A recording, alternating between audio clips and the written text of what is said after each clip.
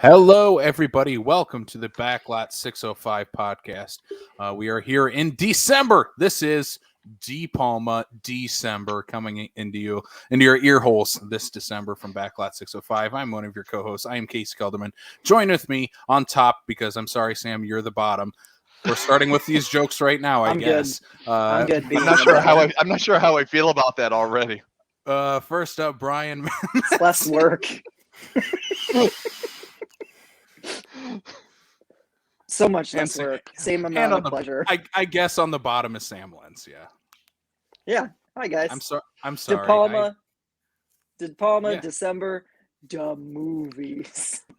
The movies. And joining us to talk about the movie of the week, Snake Eyes, by his personal choice. Mm-hmm.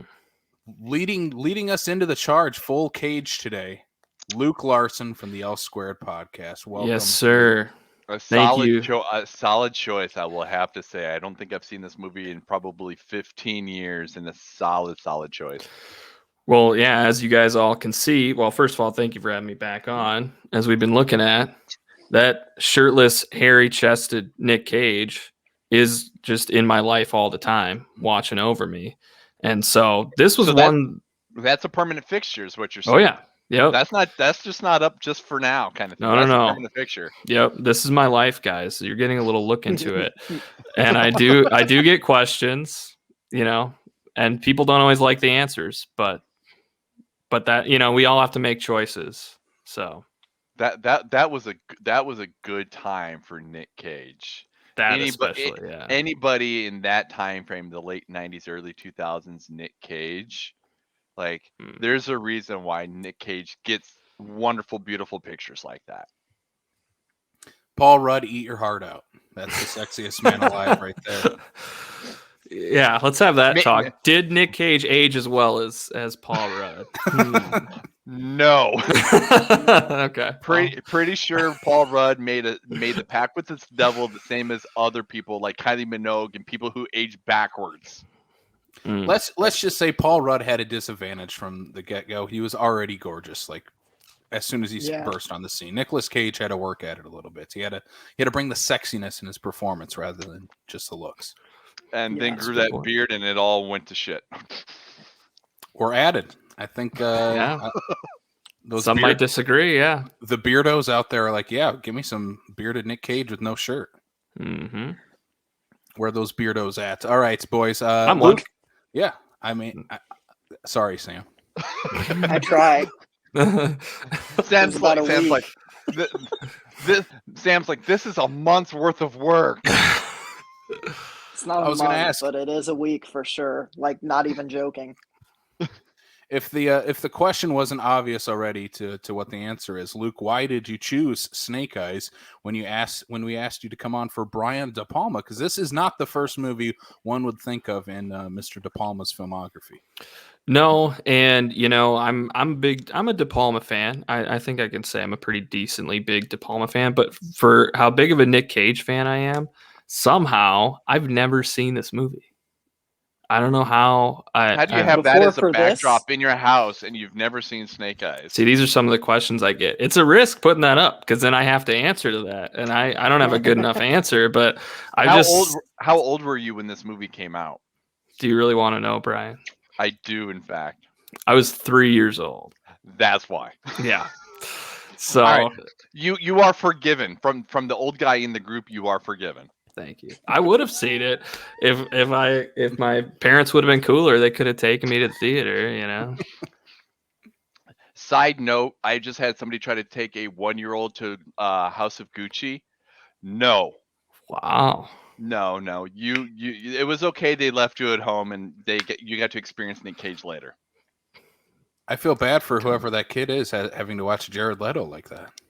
They didn't get to, by the time that they finally left, they didn't get to Jared Leto yet because after I told her to turn the Elmo toy off, she left about 45 minutes in. Probably for the better. Yeah. No. Yep. Oh my God. I think I would have legitimately gone to jail if that would have happened and I was in the theater. I've been wanting to tell you guys that since Friday. Wow.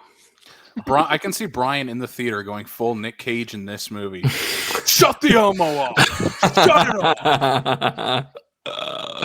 Oh, I was God. somewhat nice, and I'm like, "Can you please turn that down?" Click, rustling, walk off. Thank you. So all of you people Oh, out there sorry. listening, do not bring your Tickle Me Elmos to House of Gucci. Oh, As people. as a parent, you and if you can't find a sitter, don't go. As much as you love the movies, you can wait. It's not the world is not going to end. Let people appreciate movies like we all ourselves have said multiple times and whatnot. Let people appreciate the movies. That's why you go. If you don't have a sitter, stay home. You can watch it later. It's not that big of a deal. You can What I sit don't at get home. is why drop Snake Eyes. that kind of money to sit there and listen to your kid play with Tickle Me Elmo. Oh, I'm pretty sure she dropped the Snake Eyes. candy. She threw the bottle of water. The Tickle Me Elmo toy was there to try to get the kid to be calm and make less noise. So we turned on a noisy toy. That makes Moral sense. of the story is, if you are ready to watch a movie with your 1-year-old child and a Tickle Me Elmo, stay home, watch Snake Eyes on HBO Max or on Yes. lovely Yeah. or on lovely Yes. VHS like Sam Lens. Yes, Yeah. exactly. So let's jump into it, boys. Snake Eyes, 1998, kicking off De Palma month with quite a doozy. Luke, you said this was a first time for you. Sam, I believe this was your first time as well. First time. This I is didn't even one know of what this the. movie was about. It was not about No GI idea. Joe characters, Sam. No, it Do wasn't. you know? I almost I logged hate the wrong Snake Eyes on Letterboxd though. I hate the fact that as of trying to go through between Letterboxd and looking stuff up and whatnot, it's like, no, I don't care about GI Joe right now. This is not what I'm looking for. Stop giving me GI Joe. Like, if only we would have done De Palma month before GI Joe came out, I probably would have got the right Snake Eyes.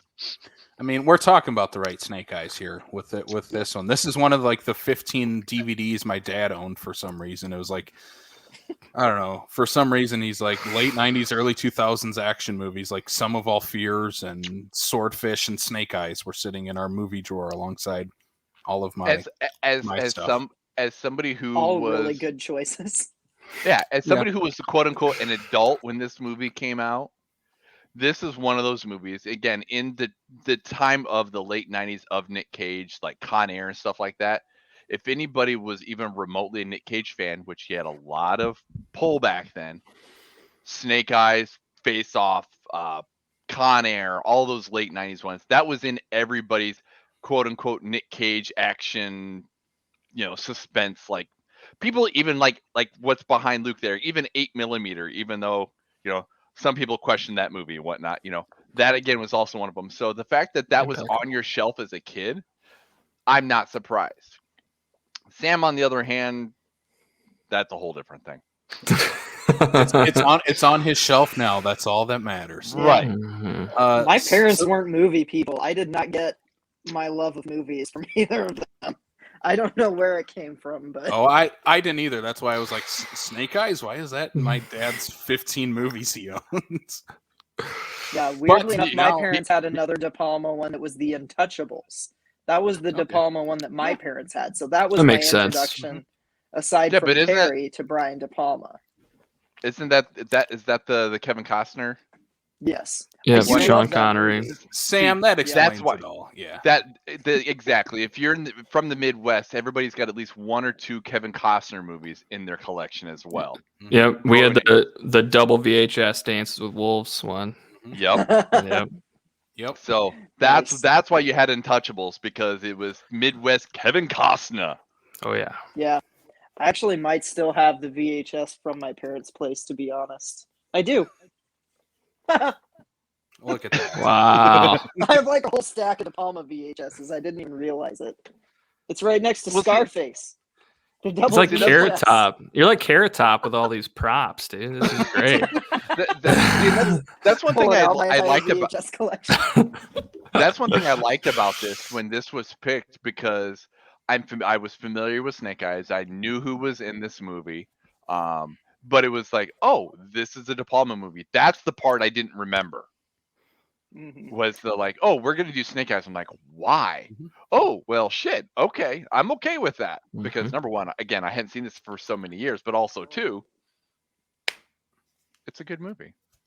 I mean, and then once you see it, you totally see that it's a Brian De Palma movie. Like his fingerprints are all over this thing. Oh yeah. Well, let's jump into the plot of this movie a little bit. If people haven't watched it in quite a while, obviously this is not one of the most popular De Palma, so it might be all right for us to explain the plot, what's going on, who's in this.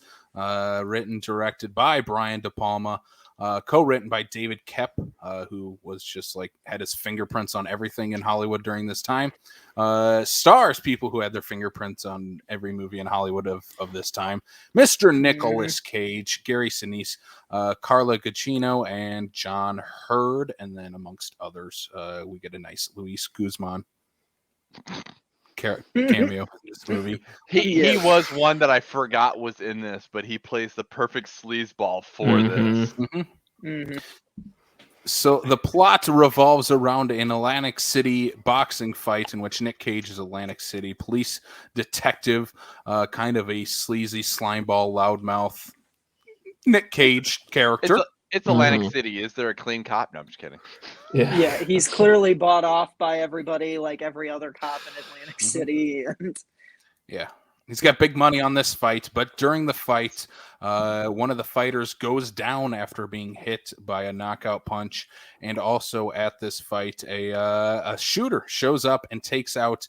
Is he a senator? Senator, yeah. He's the Secretary of State. Sure. Secretary of Defense. Yes, that's right. Yes, Secretary as soon as you said Defense. that, is taken out by a sniper, and so unravels a little mystery as we follow in Nicolas Cage to figure out who done it, why, and how, and mysteries and plot twist ensue.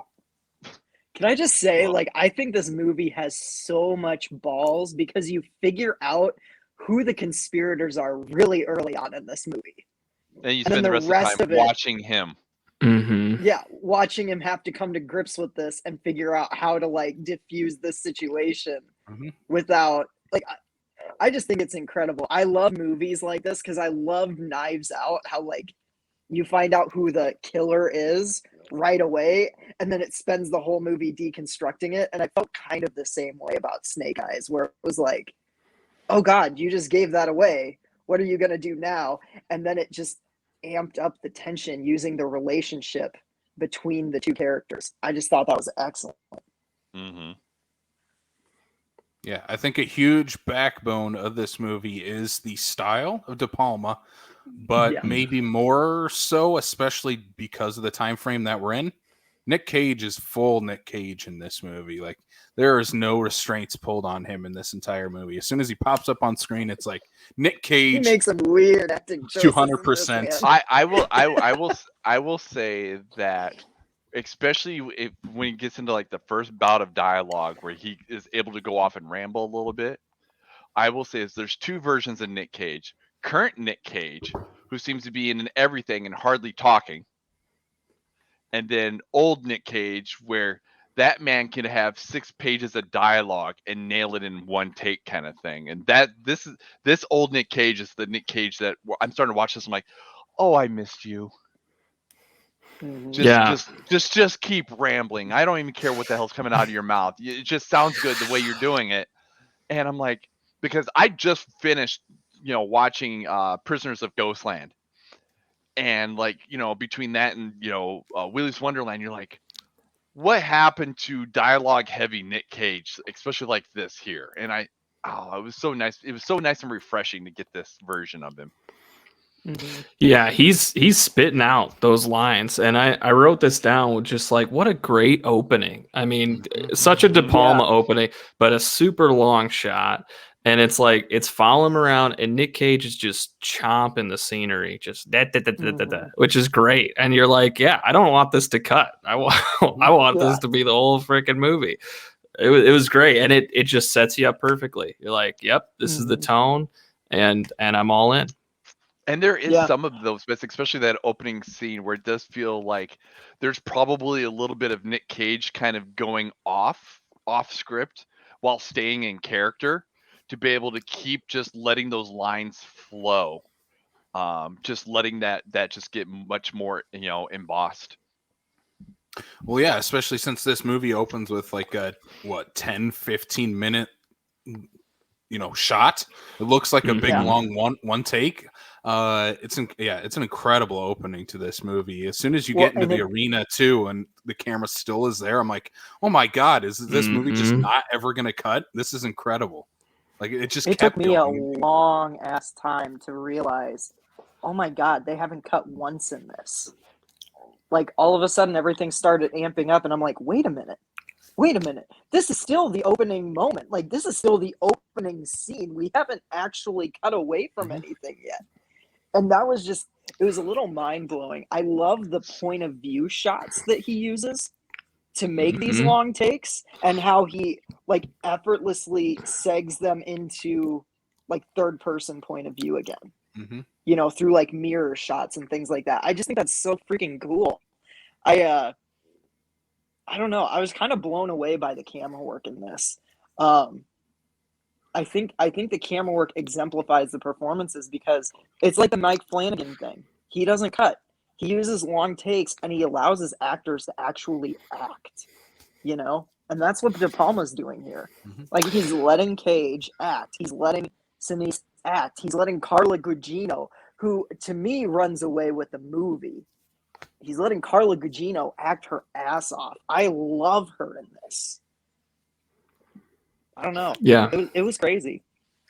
Yeah, it's great. And I know you guys will probably talk about this at a later date, but like De Palma is like, I swear he has an indoor crane shot in every one of his movies. They're ridiculous. Like there's that one shot in Carrie where it's like at the gym, it goes around the gym and comes all the way up to the rafters and across the rafters and back, which is like, you don't need that, but it's so cool. And in this, this camera is going everywhere and following people. And he's the master of that POV shot, like you were saying, from the bad guy's point of view, usually from the killer, but where it follows the POV of the killer and the bad guy when you don't necessarily know who it is yet, and you're just kind of following their point of view. And it's just like classic De Palma and classic old school noir too, but it's just like you don't see that stuff anymore. No, not at all. I think that's the style of this movie and allowing the actors to really just kind of give it their all, because everybody is giving their all. Like Gary Sinise is kind of playing a typical Gary Sinise role, but adding kind of this stoic, dark twist to it. The moment where he was looking for her, like going through the casino, looking for Carla Gugino, gave me severe Terminator vibes. Like I was like, he's going full on freaking Terminator for this scene, and I love it.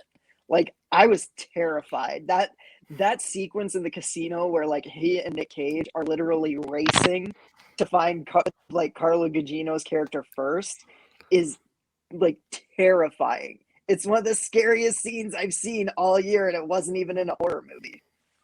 It's so good. Yeah. So Nick Cage is the Arnold Schwarzenegger, and Sinise is the Robert Patrick. Yes, that's what it was. I loved it. And I mean, I can see that, especially since when you're watching it as an audience member, of Gary Sinise and his story at that point. Like, oh shit, he's the bad guy. We need to watch out for him. Cage doesn't know that yet. So I think that also adds to the tension of this movie. That's, an hour, maybe 50 minutes into this movie, we as an audience get to know everything that happened. We know the whole story. The story's done. The mystery's over. It's Nick Cage now has to figure these things out. And as we follow Gary Sinise throughout the hotel and casino, it's like on the edge of your seat. Oh my God, what's going to happen next? How's he going to find the next piece of truth? How's he going to find out the next thing? Like when he figures out that there's like, oh, there's been a blimp this whole time. Let's find more stuff that I didn't realize was there before. And I mean, I think the style of this movie really overshadows the plot, which I think is good, because this movie is really goofy. Yeah, it's a very simple story. plot too. Yeah. It's a very the plot goofy. is very been there, done that. Yeah, and that's fine. It is kind of this classic noir story, and Yeah. typical De Palma, where it involves like a femme fatale, and you have conspiracy, you have someone in the government getting shot. What's going to unravel because of that? All within this one day, which I also love that this takes place within like a few hours too. But then you have this. It's not even one day; it's like one evening. Yeah. But then during a hurricane. That hurricane though is the biggest. Like, what is this? Why is this in here?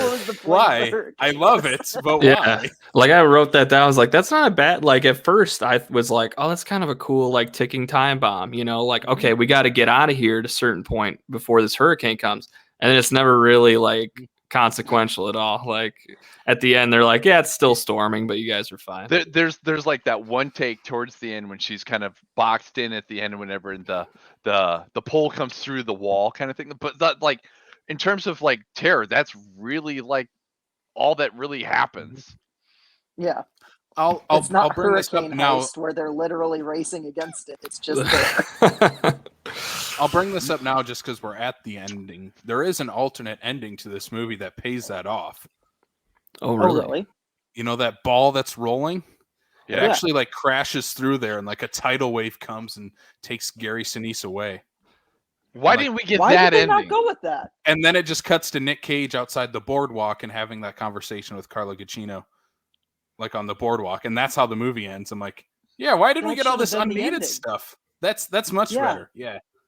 Like I don't have a problem that they went through the unnecessary means of showing the fact that he was a dirty cop and that he was going to pay for his stuff, whatever. But if they would have, I thought it was interesting, but it was interesting. But if they would have literally like basically dumped Gary Sinise into the ocean through a tidal wave and cut to black, I would have been like, okay. Like I wouldn't have felt unfulfilled at the end of that movie. I do appreciate that they at least tried to comment on that, like on the fact that he was the protagonist of this story, but he wasn't necessarily a hero.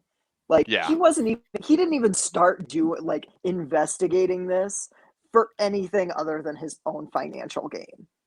He wanted to play for mayor. He wanted like all this stuff. I wish they would have played with that more throughout, because I feel like he starts off as this like, I'm not in it for anything, and then so quickly switches to like, I've got to protect this girl. You know what I mean? And I was just kind of like, well, he changed his shirt. That's what did it. There you go. He changed. He got out of gave him a change of heart. Yeah, he got out of the sleazy Nick Cage shirt and he put on the shirt and tie. Yep. And then he meant business. Yeah, I thought that was very clear. He went. He's like, I took my pleasure suit off and put on my business suit. Yep. That's fair. I don't know what I was thinking. I think that part works for me. Nick Cage is kind of, it's not even a turn, because I think it's very smooth how it goes about, because it does start off as him being very selfish. So the reason he starts the investigation telling Gary Sinise of, okay, you killed the terrorist who shot the Secretary of Defense. Case closed, done. You took care. You shot out. You got rid of the shooter. This is how we explain this situation, and we go from there. And that's it. Except when Nick Cage goes and reviews the footage, and then he finds out that the final knockout punch was a botch. It wasn't there. Was a fist that is not didn't connect, again for his own financial gain, again because the boxer who threw the fight, Nick Cage, had like 10 grand on or whatever. So again, it's him like being a sleazebag of, dude, you screwed me out of $10,000. You're gonna pay me that back, and then we can shut the hell up. But then he continues to uncover stuff because of that. Well, if somebody I suppose that's fair. That's fair. He does change. I don't know. There was something about it where I was just kind of like, it feels like it's so much work for him to be protecting Carla Gugino, and for all of his talk about loyalty, I'm like, I feel like you would have just given her up by now. you know. He just wanted another. He just wanted another girlfriend, Sam. Maybe, yeah. Well, I do feel like this movie does get around the fact of like, no, the bad guys would have killed him by now by like having that relationship between him and Gary Sinise, because like it is very much like Gary Sinise has every opportunity in the world to take care of him, to take him out, and he won't. And I think it's just a testament to the actors more so than even the writing, that they sell that bond that makes you like, okay, I get it why you wouldn't want to shoot him. Like, but I also, on the flip side of that, I also feel like Nick Cage flips a switch, and I don't know. For some reason, it just didn't work quite as well for me. But yeah, I mean, it worked for me when he was having that conversation with her on the stairs, when he said, I wrote it down, when he said, he's like, does it feel important now? Did it feel important when the bullet hit? Like he was like, why are you putting us in this situation? Why'd you do that?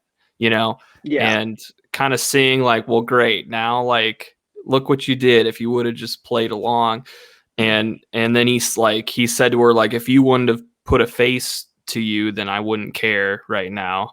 And I think that just kind of like maybe supposedly held up a mirror to him. Like, well, now I'm kind of in it. And I was, I don't know, like feeling like he's never been that person and never had the courage to do that.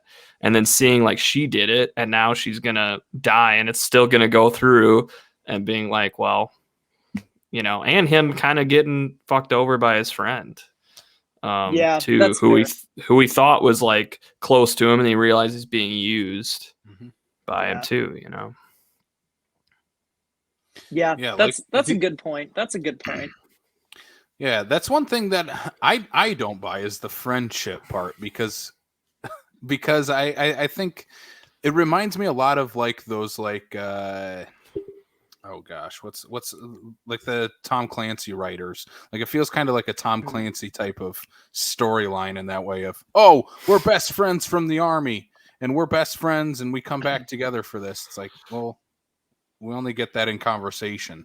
It kind of feels a bit like. What do you have against Tom Clancy, Casey? I have nothing against Tom Clancy. The way I saw it was, this is not like the best friend from the army or anything like that. This is the childhood friends that went kind of separate ways. Nick Cage goes into sleazy cop mode, and Gary Sinise goes into honorable ex-military kind of thing. It's just that because of what the ex-military guy saw in combat and everything like that is what drove him to be the way he is now, versus sleazy cop is like, I still have a little bit of a moral compass. I just try to take that moral compass and point to my benefit in the process. Yeah, and to be fair, Gary Sinise is doing most of the heavy lifting when it comes to like, but we were friends. Like his acting is like, okay, but we were friends though, and we're close. And Nick Cage is like, yeah, I got a girlfriend, and I can't wait to win money on this fight. We're good, right? We're good. We're good, right? Yeah, we were cool back then. Yeah. Yeah, it feels like for me. It's just Gary Sinise mostly saying we were best friends, and Nick Cage, when he finally figures it out, just saying the same thing. We're best friends. It's like, okay, we get it. You guys are best friends. And it's kind of like in The Room where they keep calling each other best friends. Like, yeah, we get it. We know that. I think what that kind of is telling us, though, is for the sake of Gary Sinise, is that he knows what he's doing is wrong. In terms of what he believes is the right thing to do in his world and whatnot, but knows that even though Nick Cage's character is a sleazeball that is only looking out for himself, he also knows what he's capable of, and is trying to use the best friend angle to be like, hey, I'm your best friend. We need to dial this back so I can win on my end and over here. He's trying to use the friendship as a way to get Nick Cage off of his back because he knows what he's capable of. Right. Yeah, and it is kind of like, I thought about this too, but Gary Sinise's motivation in this movie is a little bit, it's like a watered down version of a different Nick Cage movie villain from The Rock. Mm-hmm. Right? Yeah. Like that in The Rock, it was done a little bit better, where you felt it a little bit more, where the military guys got screwed over in the past and they're trying to stick up for themselves now. And this one is like, it's similar, but it's not quite, it doesn't hit home quite as hard. Mm-hmm. And the reason it does hit home is because of Sinise's acting. Yep. Like his big monologue where he's talking about having to close off part of the submarine and listening to his men drown. Like that part, like he acted the hell out of that. But that's also the first time you really even understand what it does. The classic thing where it doesn't show, it tells. And it's like, I don't know, not that it needed to have like some sort of prologue or something with that, but I just flashback. I just feel like De Palma's like, I couldn't convince the studio to give me a submarine to sink, Sam. Well, I couldn't get 30 extras. They wouldn't pay for them. And I definitely think it's like a stylistic choice, right? I think it's like, no, we want this to take place in the stadium all in one night. And that's fine. It's just that you inherently have that problem of you don't know the context of these characters outside of this stadium right now. And so you better hire actors that are going to be able to sell the like exposition dialogue, because you're going to have it. And I think for the most part, it pulls that off. I just think that because of that, it also, like you said, Luke, doesn't hit quite as hard because of the way that it has to be presented to the audience in this context. I definitely think it is just because of that style of, we want it to take place in one night. We're going to have these really long takes of following these characters. I think maybe the way around it is you introduce another military veteran that has a similar motive, because that's why it works in The Rock. It isn't just one person, it's a group of guys. We maybe could have used just one other character. Like if the two characters he shoots, Gary Sinise shoots down in the basement, like why not them? Why couldn't they be ex-military and have one little line of dialogue that maybe explains that a little bit better, and maybe shows when Gary Sinise shoots both of them of, these aren't just two random assholes that he's shooting. It's no, he's all in on this cause because he shoots two other former soldiers. I mean, they do have this small line where he was like, a soldier deserves better right before he shoots him, but that doesn't come across quite as well as I think it would have hoped. Yeah, because we don't really get to see them in like you said, like the military fatigues and stuff like that. So, they could just be the random people that he's somehow convinced for his cause kind of thing. He might just call somebody a soldier just because that's what he's programmed to do kind of thing. We don't really get to see, where exactly do they fall into the whole cause, before he's like, well, I don't need you anymore. Yeah, the one guy looks more like a scuzzball than he looks like a soldier anyway, but we don't know what war did to him. I was about to say he's some bum he found in Atlantic City. He's Lieutenant Dan after Lieutenant Dan came back. Want to make $100? I'll buy you some new legs. Just yell, "Here comes the pain!" at this point. Yeah. But I think Forrest to that shrimping boat. He wouldn't have had a bullet in the back of his head. No. I think the conspiracy part of this works. Like everything kind of leading up to that. We get that opening scene, and then you follow, not only Nicolas Cage, who's on the phone and constantly yelling at the boxing and talking to Gary Sinise and just doing Nick Cage-ness. You also have the redhead who is, very suspicious to Gary Sinise. And at that point for us as the audience members, like, yep, something's up with that. We need to follow that. And as soon as they leave and everything else starts to unravel, I think the overall mystery and overall conspiracy works really well in this movie. Of here's all the plot points that all are connected, and then we get to see it later on from other people's perspective in this movie, because I was not expecting, after we get that opening 15 minutes or whatever, that we go back to that from someone else's perspective. We get the boxer's perspective, which I loved, which is again where I think De Palma uses the POV shot incredibly well, because that's immediately what I thought of. Is you show him shadow boxing, and then the camera pulls out, and then he's there with his manager. It's like, yeah, this is incredible, and perfect timing as well, with having Cage come in and Luis Guzman, like all intertwined of how we saw it 50 minutes earlier in the movie. It works very well in this movie. See, and that's one thing I will certainly say between those certain aspects, like you said, of like when they're in the hotel room and whatnot, or even just that opening sequence of the fights and whatnot. How many times they basically had to recreate the same scene seamlessly, and be on the same point every single time, because there's probably several of those shots that were filmed simultaneously from different angles and whatnot, but there's clearly other ones that they could not do because of camera line of sight, all that stuff, because you can't have the close-up of Nick Cage while the two are talking beside him and whatnot, while you're having the shot behind them of the boxer and whatnot. Clearly it's not going to work. So you see all of these shots that are damn near identical multiple times, but from, like you said, the different angles, and it just works so beautifully. Yeah. Casey, when you said all the plot points, like that stood out to me, because it is like you feel like the 5 plot points that we sort of revisit, and it's very clear, like different angles and different. And it's that kind of, like we've said a couple times, sort of that classic noir, like you think you know what happened. You get the first pass at it from Nick Cage's perspective, and then we get another pass from the boxer's perspective, and then the girl's perspective. And going back to that is just, it's just a technique that is endlessly entertaining for me. And it's something where, like, you really, like, to Brian's point, kind of have to, like, Brian De Palma has to have that foresight ahead of time to really seamlessly lay all that out. And if we're talking about camera work, about the POV shots, that I was waiting for the dual focus shot. Every Brian De Palma has that dual focus shot, and it was used perfectly in the ring where he's back against the wall, and then you have focus on him and focus on the guy who yells up, bring the pain, and boom. I was like, hell yeah.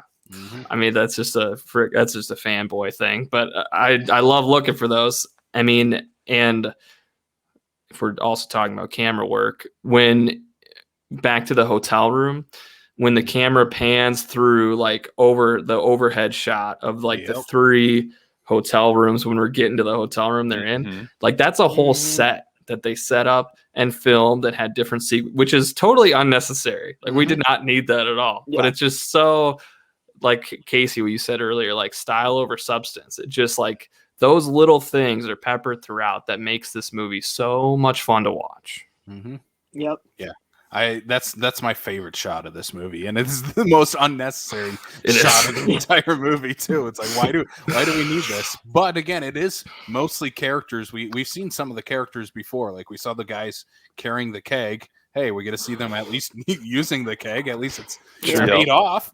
De Palma pays that off, I guess. I also love Josh Gad and Oliver Platt's love child in this movie. I think he's a lot of fun. Just kind of this bumbling big doofus that Carla Gugino is like, yep, that's the guy I'm going to immediately be able to get into his hotel room to hide. In her defense, she couldn't see what he looked like either, though. And you could tell he was Josh Gad and Oliver Platt's life. No, I'm talking from her perspective, because at this point she doesn't have her glasses. She can't see what's going on. Also, this is a rated R Scooby-Doo movie, by the way, including Carla Gugino as Velma, and there's a big mystery that we have to solve throughout this. Just want to throw that out. Sure. Okay. If that's what if that'll make you feel better, Casey, then hashtag 2 heads. Any reason for you to bring up Scooby-Doo? The cover looks like it could be a Scooby-Doo movie, though, right? With all the purple and that is fair. Great cover. I don't think we've said that. Amazing cover. I mean, it's just because Nick Cage wanted to be as flamboyant as possible. Yeah, I mean, I do have a thing. So yeah. Nick Cage, flamboyant. I don't buy it. Definitely 90s Nick Cage. The most unrealistic part of this movie, though, guys, is this, like, is that guy, the Oliver Platt, Josh Gad clone or whatever. Ned Campbell. Like, he has Carla Gugino like begging him, no, just take me to my like. Take out the fact that he's probably a horny dude, right? Yep. Just take that out of the equation entirely. I'm sorry, there is no way he didn't pick up on the fact that this girl is in distress. Like the way she is like pulling him away from the slot machine. I'm like, dude, just go. What are you doing? Like, because he's married, Sam. I don't believe he was thinking about his wife, Sam. Okay. Oh, yeah, he was thinking about his That's wife why he while was he stopped hesitating. to play penny slots. Yeah, I love that fact where he's all like, yeah, we'll go up, not a problem, we'll go up and finally get up there. Okay, let's do our thing. Oh no, I can't, I'm married. Yeah. Oh, you're gonna turn like me down? The whole time I'm married. Flipping the table on her and making it look like it was never like his. Like I'm like, oh, dude, you're such a piece. Like, she needs to have a conversation with your wife. That's what she needs to have. Yeah. Also, during that time, we get one of my favorite character actors, Mike Starr, showing up as the head of security, who's helping Nick Cage figure out which floor and stuff she's on. Again, that type of stuff works for this movie. It's like, we don't have time to spend a couple days trying to figure out who these people are. It's like, no, we're in this moment. What's the best way to figure out who everybody is? And he goes back to check out when Oliver Platt and Josh Gad's love child checks into the hotel to get his name. Like, and that's a great, it was such a clever scene. Yeah. Because when he zoomed in to get like the name on the driver's license, I was like, okay, this is a little bit of a reach, but it worked out so well because when he just called down, he's like, do we have anybody with this name? And he gives Nick Cage the room number. And Gary Sinise gets the floor. You think, well, Gary Sinise is going to beat him there. But he gets to the floor first, but he doesn't know which room. So it takes him time looking around, but then Nick Cage goes right to the room. That's how Nick Cage makes up the ground. It's like, that was just brilliant.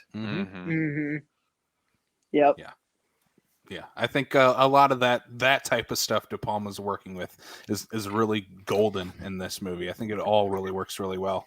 I think plot-wise, all the plot stuff...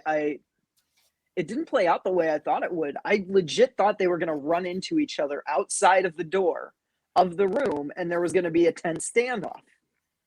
And then he got in and got out, and I was like, oh, well, what's going to happen now? Like, this is insane. I don't know.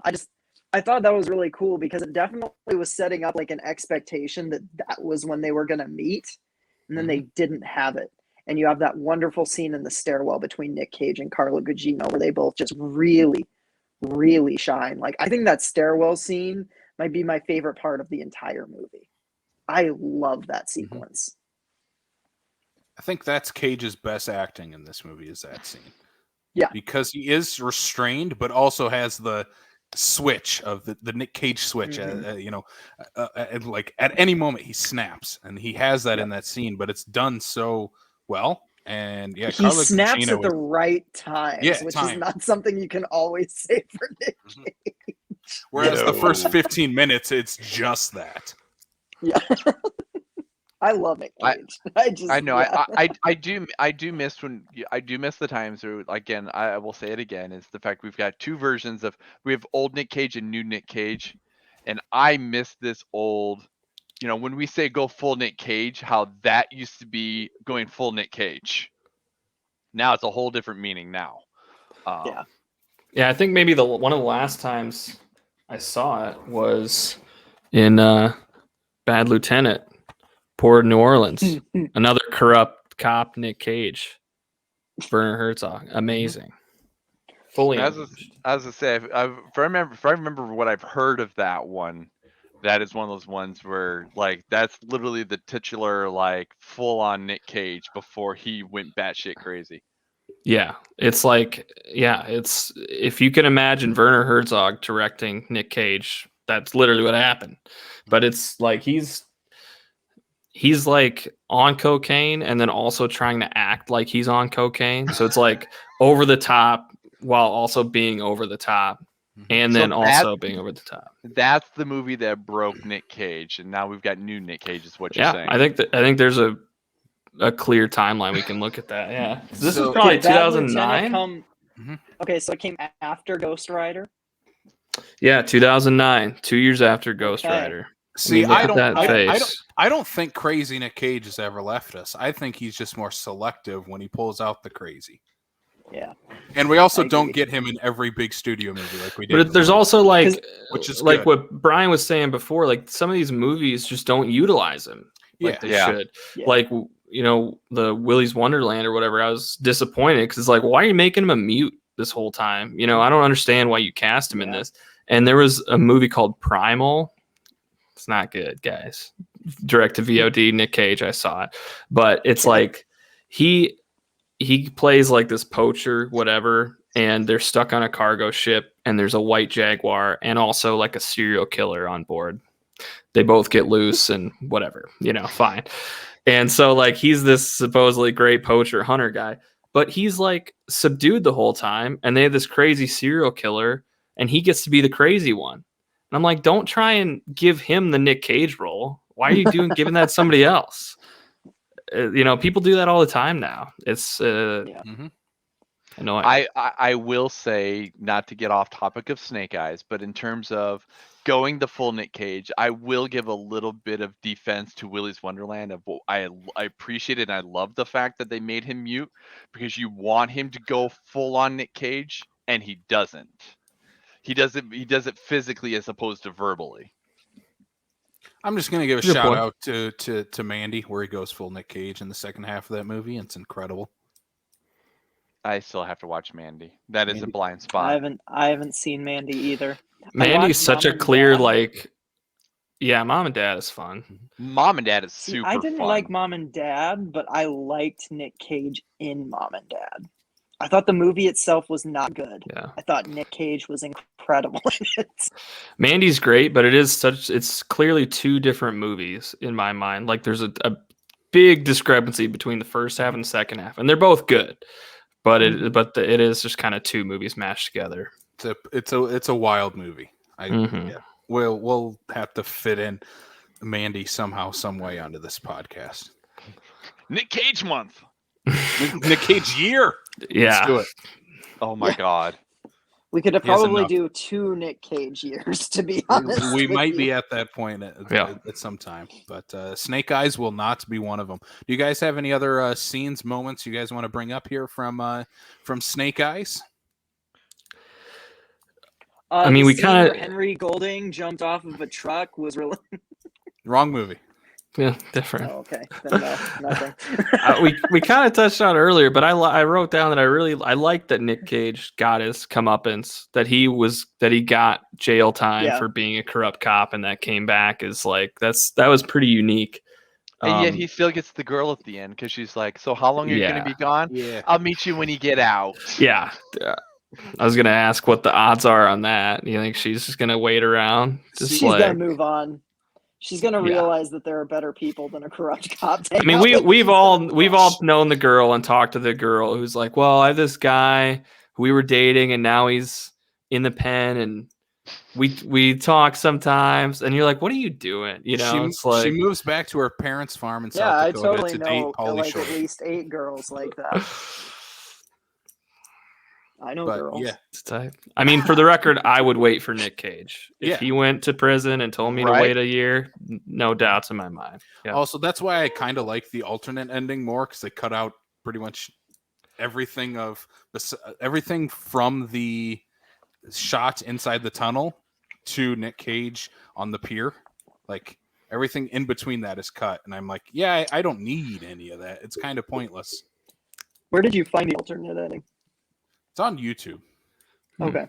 I'll check it out after this. It's just literally just instead of like Gary Sinise getting arrested by the police, it's like, no, this giant ass tidal wave comes in and this ball rolls over Gary Sinise, and like Cage and Carla Gugino like push each other against the side of the building. It was very sexy, but they missed the ball, so it's good. I want to know how that test screening went. That if that's the alternate ending, and the studio's like, Brian, that might be a little much. Can we dial it back a little bit and make Nick Cage look like shit at the end in the process? I mean, we can't we can't afford to give you a big old tidal wave. Can we change this up a little bit? Oh, that's what I was. But they afforded to give him the tidal wave. It's there. They show it. That's what I was gonna say. Was this so like weird. A test audience that was like that saw that cut and they were like, "Well, no, what? But we want him to go to jail." Right. Like what? You said this because we said weird. This is 98, right? Mm-hmm. Yeah. So this is after we've had Independence Day and these big, huge end of days blockbuster things, whatever. This is these big, huge tsunami tidal wave kind of movie, whatever. That is how they would wanted the movie to end. So I can't picture the test screenings like no. It makes me wonder if the alternate ending was actually the original ending that the studio wanted to make De Palma go with. And De Palma just went with his ending somehow. Like that could be. Because that to me seems like the studio test screened ending. I mean, I know I'm even saying that I think that ending sounds better. But at the same time, this ending that we got feels more De Palma.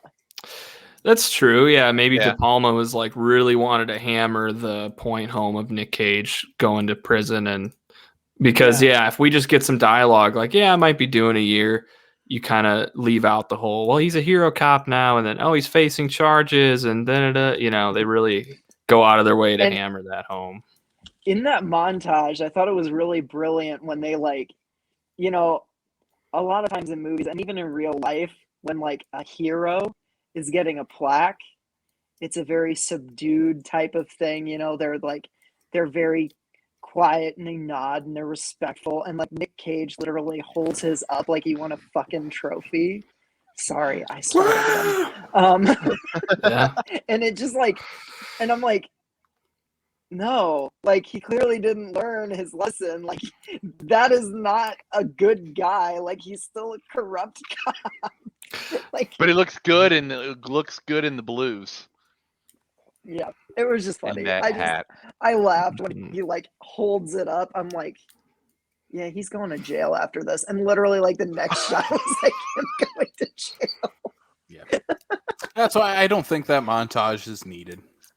I will say that there is a slight payoff to that though, because one of the guys that for me is a recognizable person, I have to bring him up here, was the newscaster from Within and whatnot that wanted to get the exclusive so that way he could make his own break. He was looking out for himself as well. He turns out to be the one who's actually now working for the news company and is trying to get the story out of Nick Cage as he's trying to be tried for, put up for trial and whatnot. So, it does give us at least a little bit of a swing around to say, okay, there's this one little loose tie that we at least get to finish off with that. All right, boys, let's wrap up our conversation here on Snake Eyes. Quickly, we're going to go around the round horn here. Everybody give your star rating, and with the final question, if you're going to pair this with another movie for your ultimate Snake Eyes and blank double feature, what movie are you going to pair it with? Dun, dun, dun, dun. Oh my god, I didn't even think about the double feature question when we asked this. We only when I watched this every week, Sam. I did not either. Oh my god, I totally forgot about the double feature question. But I have one. I'll go first then. Okay, because I need time to think. I'm going to go from one Nicolas Cage movie that is set in a gambling town of Atlantic City to another one that ends in a gambling town of Las Vegas, Nevada. I'm going to go with Snake Eyes and Con Air. Of course you were. You had to go for the flowing hair. I had to go for the flowing hair. You had to go for the low-hanging fruit. Put the bunny back in the box. It's a fantastic movie. So Con Air. Oh, and I'm going to give this movie a 4 out of 5. This movie rules. Okay. So I initially gave it 3 out of 5 just because the plot was very been there, done that.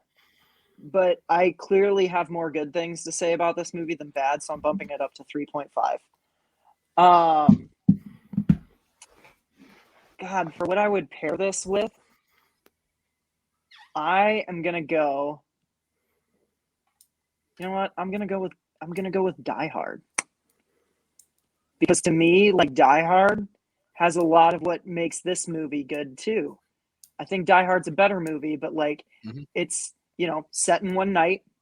It's one man trying to uncover what ends up kind of just being a conspiracy to steal a bunch of money, I don't know. The whole time I was watching this, I was like, this is giving me Die Hard vibes. And then like later that day I watched Die Hard.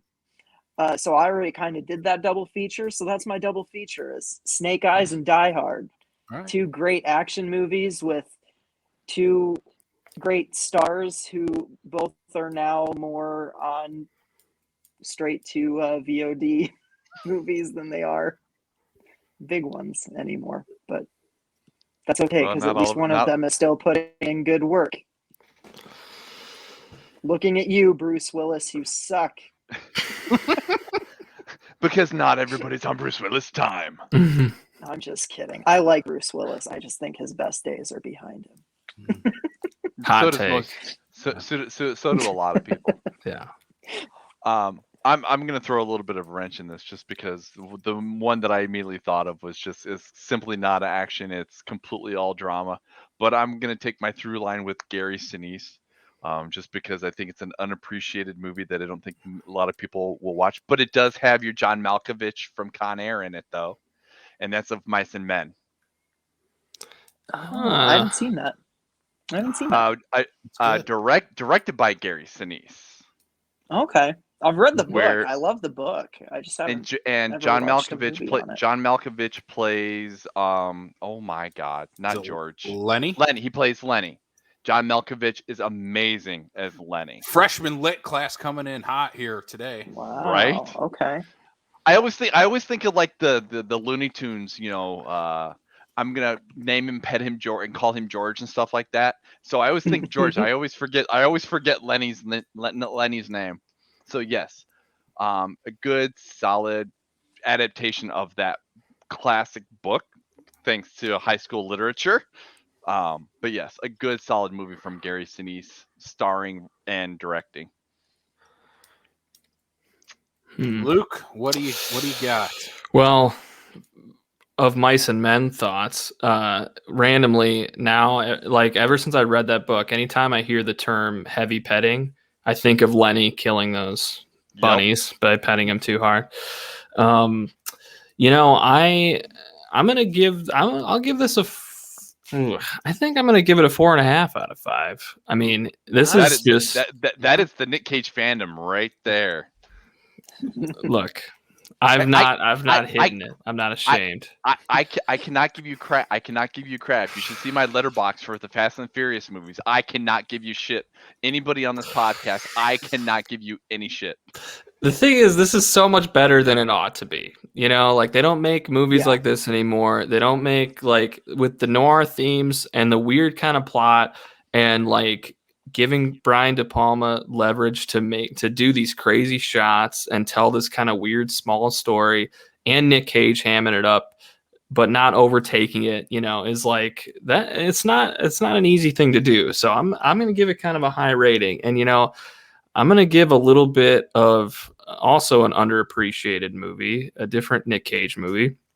It was direct DVD in 95, I think. I love Ghost Rider Spirit of Vengeance. Thank you for bringing That's what it was. Yeah. Spirit of Vengeance, 2011. Super underappreciated. Nick Cage misses fire. It's one of his best performances. No, but there was a direct-to-DVD movie in 1995 called Red Rock West, and it's got Nick Cage and Dennis Hopper. And it was directed by one of the two guys who directed Rounders. And It's great. It's so good. It's incredibly rewatchable. And it's just like Nick Cage is a little bit subdued, but he's like comes into town on his last bit of gas, trying to get a job at an oil rig, can't get it because he's got a busted up knee.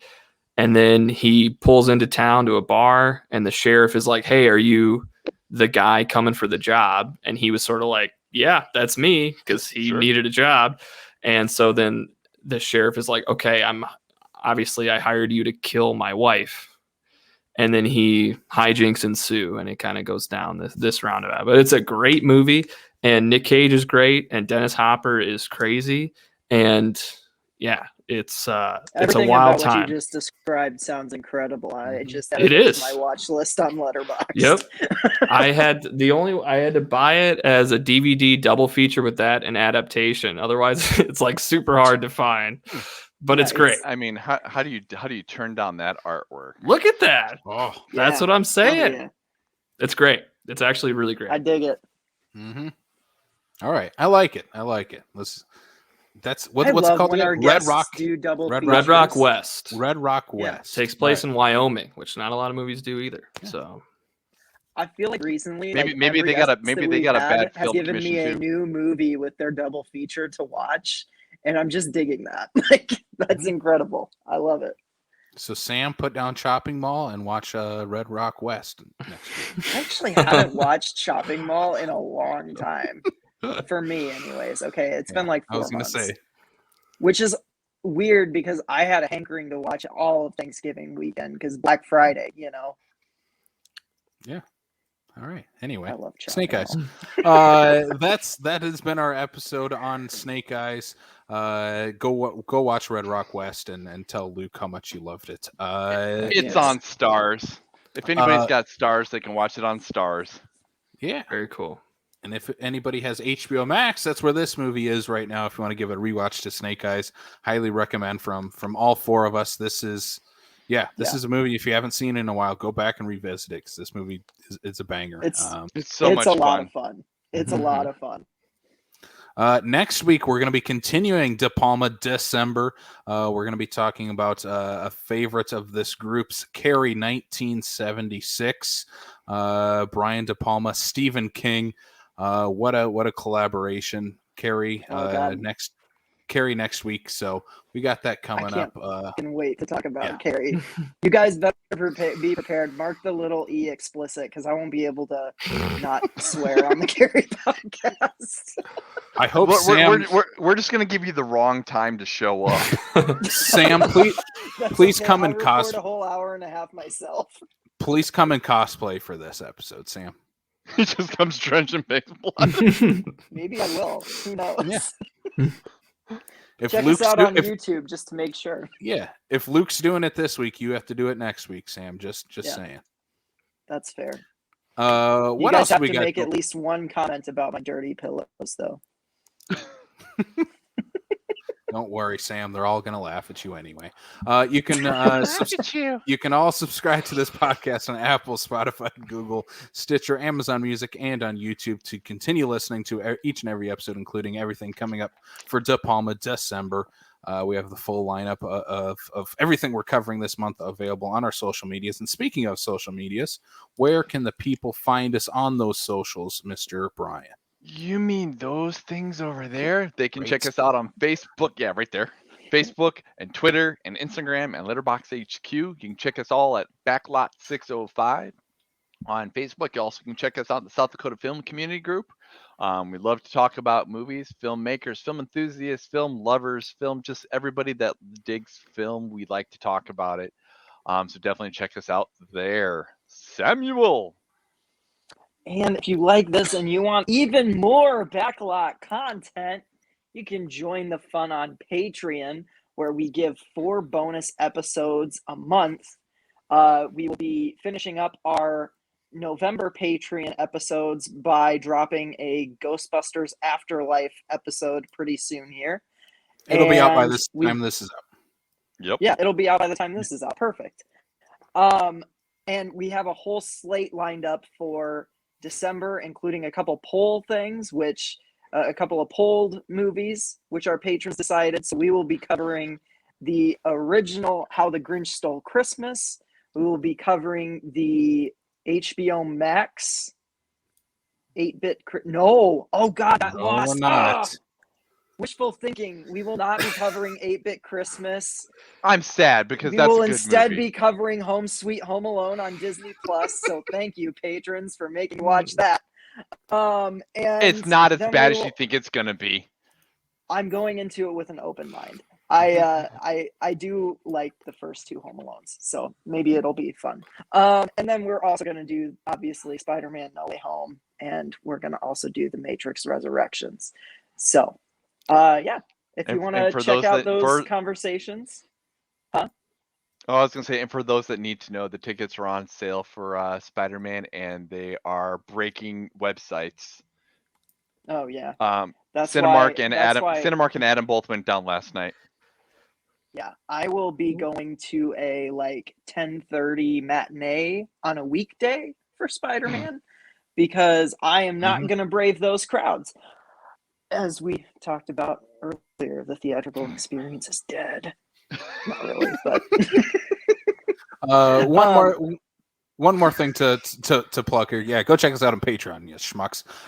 We also have an event coming up. If you're listening to this on Wednesday when this drops, tomorrow night, December 2nd, 7 p.m., Average Joe's Gaming. I almost said Average Joe's Gym. We don't have that yet. It's just a gaming area. If you want to come work out, I'm sure they're okay with it.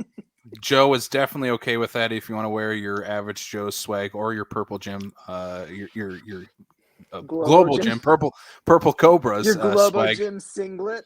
Yeah, you can. No pumps available at this show though, but we are going to be pumping up the 20 best Christmas movies of all time on this show. So 4 film buffs are going to be ranking those best Christmas movies of all time. So come on out. Average Joe's Gaming, South Dakota, 7 p.m. December 2nd. So come on out to that event. Should be a good time. Heads will roll, and it'll be a good time. I'm so glad I'm producing that episode because I don't think I could handle being in that.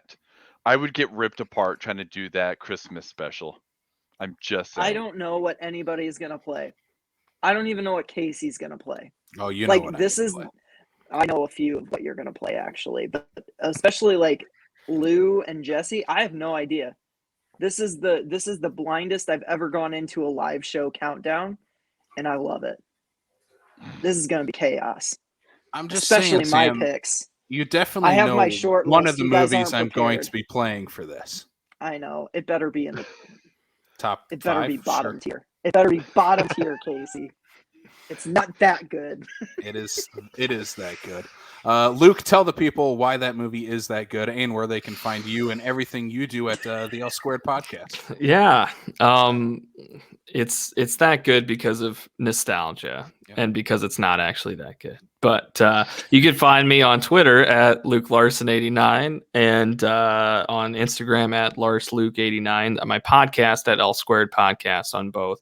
And check out Casey. I had Casey on to do a Planes, Trains, and Automobiles episode where we talked about it, and then we tried to recast for if we were going to remake Planes, Trains, and Automobiles. It was super fun. And yeah, I do, it's become a Monday musical segment where I have my sister on and we review a musical every week because I don't like musicals. So it's become a year-long thing where I'm forcing myself to watch and see if I can change my mind on musicals. So that's been a lot of fun. But yeah, check us out. Give us a follow. Have you checked out the 2014 Stage Fright with Meatloaf? It's a slasher musical. It's incredible. I want to say it's 2014. It's called Stage Fright. It's got Meatloaf in it. And okay, I'm literally writing it down. You should also watch Phantom of the Paradise because we're doing that this month too. Is that a musical? Okay. Yeah. Oh, I didn't even know that. That's cool. Mm-hmm. I'm okay with that. Yeah. If you guys have musical suggestions, anybody out there, let us know. I'm gonna watch all of them. Also, now I have to figure out what you've done. Anna and the Apocalypse is good, and it's seasonal because it's a Christmas horror musical. So very cool. Definitely check that one out soon. Anna and the Apocalypse is what? A teenage British rom-com with zombies at Christmas as a musical. Mm-hmm. Yeah. It's but it is not one of the 20 best movies of the last decade. Shut it, Casey. Don't worry. My favorite musical of the last decade is not either with Sing Street, so it's okay. I tried to play Anna and the Apocalypse for the top 20 of the decade and it got denied, and he's mad at me because I got Sound City on there instead. Should have just left me with my Anna and the Apocalypse. Hot take. I was about to say Sound City is better than Anna and the Apocalypse, but I like both of those movies. So what? Oh my god! I like both of those movies. Like, no, look, I am like the biggest Foo Fighters dork there is, and I think that's bullshit. No. I'm expecting some redemption, I guess, for Anna and the Apocalypse coming this Thursday. So, I guess be on the lookout for for that. But anyway, Luke, thank you so much for joining us, man. Yes. Let us know what you think of all 7 musicals we just rattled off. Yeah, tune in to hear the thoughts. All right. Well, for Sam Lenz, Brian Mensing, thank you all for listening. Come check us out again this Thursday, Average Joe's Gaming, and go watch Snake Eyes because this movie fucks. See you later. Bye. See ya.